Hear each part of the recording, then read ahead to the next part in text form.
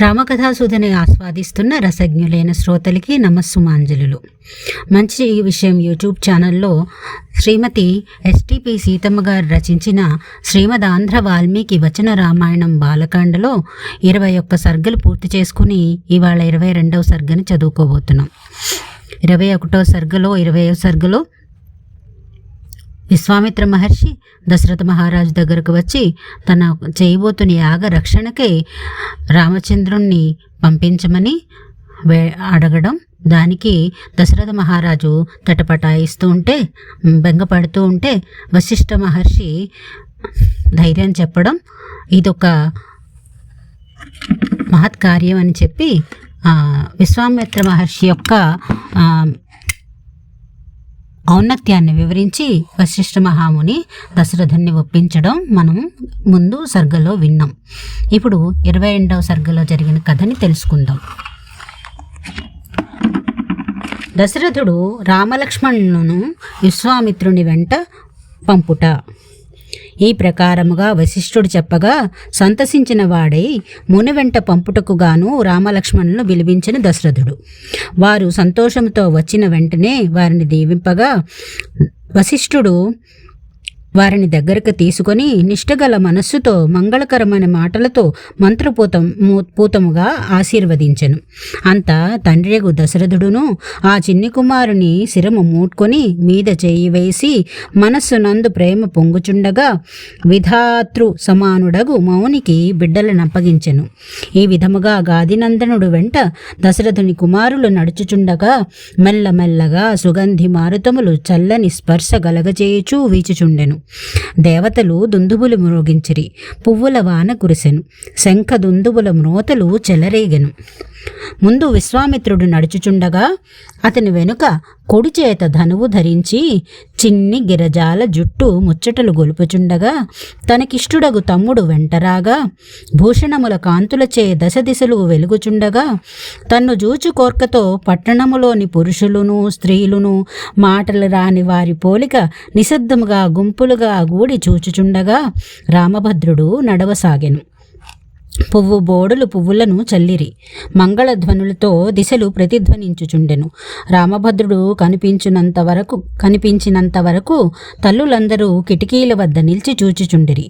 అమ్ముల పొదులు విండ్లు ఆభరణములు ధరించి శరీర కాంతులచే దశ దిశలు వెలుగుచున్నవాడును నడుమున ఖడ్గము ధరించిన వాడును అగు రామలక్ష్మణులను వెంటగొని విశ్వామిత్రుడు నడుచుచుండగా అశ్విని దేవతలతో సాగెడు బ్రహ్మవలెను కుమారులను అనుసరింపనడుచు ఈశ్వరుని వలెను కనిపించసాగెను. విశ్వామిత్రుడు రామునకు బలాతిబలలను విద్యల నిచ్చుట. ఈ విధముగా గడిచి 1.5 యోజనముల దూరము జని సరయూ నది దక్షిణ తీరమున రఘువంశ శ్రేష్ఠుడగు రాముని జూచి మృదువైన స్వరముతో, రామచంద్ర, రఘురామ, ఓ వత్స, నీ దోసిటితో నీటిని తీసుకొనుము, ఆలసింపకుము, బల అతిబలయను గొప్ప మంత్రములను నీకు ఉపదేశించదను. త్రోవ నడుచునప్పుడు ఆ మంత్రములను పఠించిన ఆకలి దప్పి శ్రమయు నొందవు.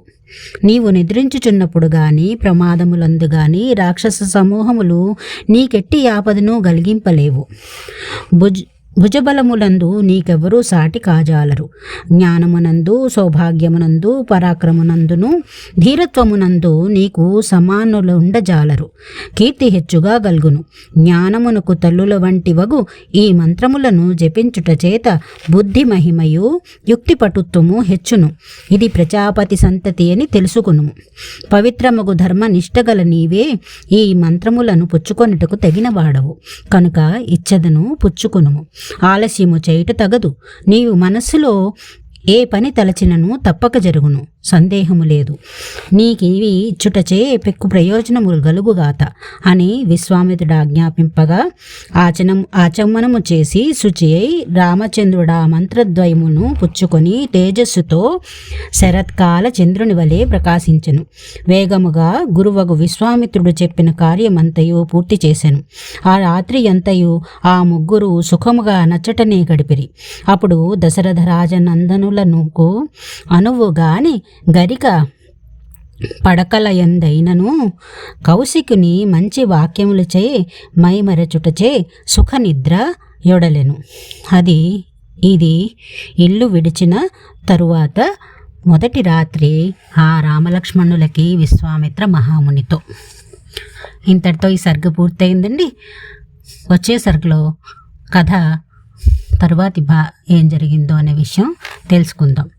ఇక్కడి నుంచే మీ అందరి ఓపికకి నమస్సుమాంజలి అర్పిస్తూ నమస్కారం.